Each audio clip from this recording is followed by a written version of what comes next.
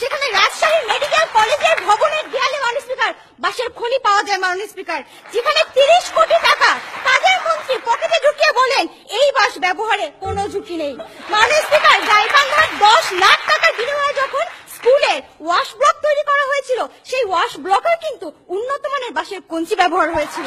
মাননীয় স্পিকার, আজ 2,48,00,000 টাকা ব্যয়ে কৃষি অফিসেও বাঁশের বিশেষ ব্যবহার আমরা দেখেছি মাননীয় স্পিকার। শুধু বাঁশ দিয়েই তারা ক্ষান্ত হয়নি মাননীয় স্পিকার, তারা ওভার ক্রিয়েটিভিটির জন্য পিলারের মধ্যে সিমেন্টের বদলে মাটি আর খোয়ার বদলে আবর্জনা দিয়ে দিয়েছিল মাননীয় স্পিকার। মাননীয় স্পিকার, আমরা আরেকটা প্রশ্ন নেই যে সরকারের অনেক প্রশ্ন রয়েছে দেখতে পাচ্ছি। ধন্যবাদ মাননীয় স্পিকার। আসলে তিনি আজকে বাঁশের কথা বলে গেলেন, আসলে তিনি কোন বাঁশের কথা বললেন সেটা আসলে তিনি ভালোভাবে ব্যাখ্যা করেননি।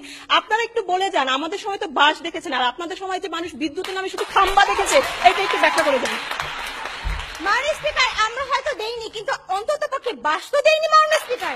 মাননীয় স্পিকার, আজকে যখন পদ্মা সেতু নিয়ে তারা কথা বলে, আমরা কি করে নিশ্চিত হব এই পদ্মা সেতু ব্যবহারেও কোনো বাঁশ নেই মাননীয় স্পিকার? মাননীয় স্পিকার, হয়তো বা এই পদ্মা সেতু সেই ফাইনাল ডেস্টিনেশন মুভির মতো করে যে কোনো মুহূর্তে ভেঙে পড়তে পারে মাননীয় স্পিকার, আর তখন তাদের মধ্যে হয়তো বলবেন it is just an accident. মাননীয় স্পিকার, আজ যদি যতীন্দ্রমোহন বাগচি বেঁচে থাকতো, তাহলে বলতেন বাঁশবাগানের মাথার উপর চাঁদ উঠেছে, ওই চাঁদের জায়গায় চাঁদ তো আছে, বাঁশগুলো সব কই।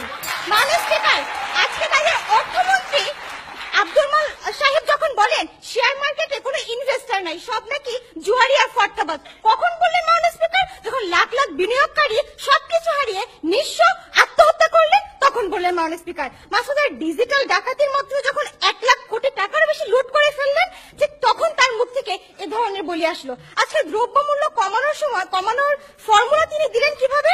একদিন বাজারে যেন না, দ্রব্যমূল্য এমনিতেই কমে যাবে, কিন্তু যখন তাতেও কোনো ফায়দা হলো না মাননীয় স্পিকার, তখন বললেন রান্না বান্নার জন্য বাসাবাড়িতে গ্যাস সরবরাহ বন্ধ করে দিতে হবে।